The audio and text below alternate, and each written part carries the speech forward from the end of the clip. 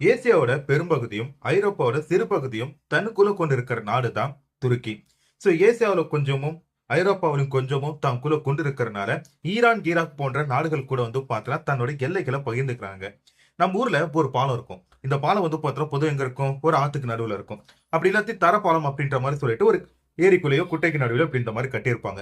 ஆனா ஒரு ஊர் விட்டு ஊரு, ஒரு நாடு விட்டு வீடு, கண்டம் விட்டு கண்டம் போற மாதிரிலாம் பாலம் கட்டணும்னு சொல்லி நினைச்சா கண்டிப்பா பாத்தீங்கன்னா அது துருக்கியில மட்டும்தான் முடியும்.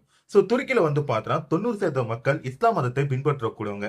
ஆனா அந்த ஊர்ல பாத்தீங்கன்னா பாகிஸ்தான், சவுதி அரேபியா நாடுகள்ல பின்பற்றக்கூடிய இஸ்லாமியர்கள் என்ற தனி சட்டத்தை பாத்தீங்கன்னா அவங்க பயன்படுத்தினது கிடையாது.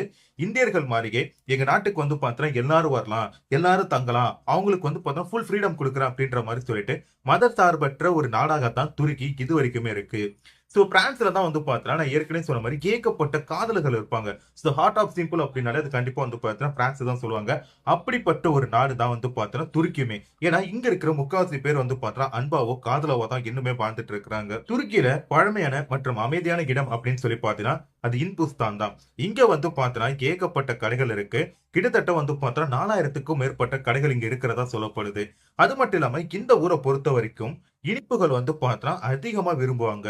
சோ உலகத்திலே இனிப்புகளை அதிகமாகவும் காரத்தையும் அதிகமா விரும்புறது யாருன்னு சொல்லி பார்த்தா இந்தியர்கள் தான். சோ அதுக்கேத்த மாதிரியே துருக்கியில இருக்கவங்களும் பார்த்தா இனிப்புகளை அதிகமா விரும்புவாங்களாம். எந்த அளவுக்குன்னா இவங்க சாப்பிடுற அந்த சிக்கன்ல கூட எனக்கு பார்த்தா இனிப்பு இருக்கணும் அப்படின்ற மாதிரி சொல்லிட்டு அவங்க இனிப்பை பார்த்தா ரொம்பவே விரும்புவாங்க. இந்தியாவில குழந்தை பிறந்ததுக்கு அடுத்தது தன்னோட ஊர் வெப்பநிலை, அது இப்ப ராஜஸ்தான் இருக்கட்டும், இந்தியா இருக்கட்டும், இந்தியாவில பார்த்தா வெப்பநிலை அப்படின்றது அதிகம். அந்த மாதிரி அந்த குழந்தைகளுக்கு பார்த்தா வெப்பநிலை அதிகமா இருக்கும் அப்படின்றனால அவங்க பார்த்தா பச்சை குழந்தைய வெயில கொஞ்ச நேரம் காட்டுவாங்க. அதே மாதிரி இந்த ஊர்ல என்ன பண்ணுவாங்கன்னா பிறந்த குழந்தைய உப்பு தண்ணியில பார்த்தா ஊற வைப்பாங்களா. சோ அந்த ஊர்ல இருக்கிற கிளைமேட்டுக்கு ஏத்த மாதிரி அந்த குழந்தையோட உடல் பார்த்தா அமையணும், வளரணும் அப்படின்ற மாதிரி சொல்லிட்டு இந்த மாதிரி ஒரு விஷயத்த பண்ணியிருக்காங்க. இந்தியாவில குஜராத்ல ஏற்பட்ட மாதிரி ஒரு மிகப்பெரிய ஒரு நிலநடுக்கம் பார்த்தா துருக்கியிலுமே ஏற்பட்டிருக்கு. ஒரு வாட்டியா 2 வாட்டியா கிட்டத்தட்ட 25 வாட்டி பார்த்தா நிலநடுக்கமானது ஏற்பட்டிருக்கு. லக்கிலி இந்த நிலநடுக்கத்துல பார்த்தா பெருசா உயிரிழப்புகள் எதுவும் ஏற்பட்டதா சொல்லப்படல.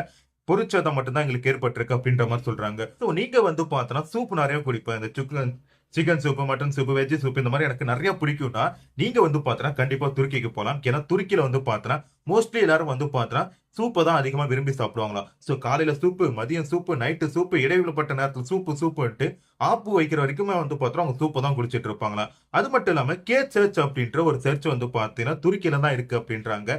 இந்த துருக்கியில இருக்கிற இந்த கே சர்ச்ல பாத்தீங்கன்னா முதல் முறையா சொல்லப்படுற இந்த கிறிஸ்துமஸ் தாத்தான்ற கேரக்டர் இங்கதான் பிறந்ததாகவும் அந்த கேரக்டர் வச்சுதான் இந்த இடத்துல பார்த்தா கிறிஸ்துமஸ் அன்னைக்கு கோலாகலமா இருக்கும் அப்படின்ற மாதிரி சொல்றாங்க. சோ துருக்கி பத்தி நீங்க என்ன நினைக்கிறீங்க? இப்ப நான் சொன்னதுல ஏதாச்சும் மிஸ் ஆயிருக்கா அப்படின்றத மறக்காம கமெண்ட்ல சொல்லிட்டு போங்க. அடுத்து இன்னொரு சூப்பரான ஒரு வீடியோல பார்ப்போம். அது வரைக்கும் பை பை.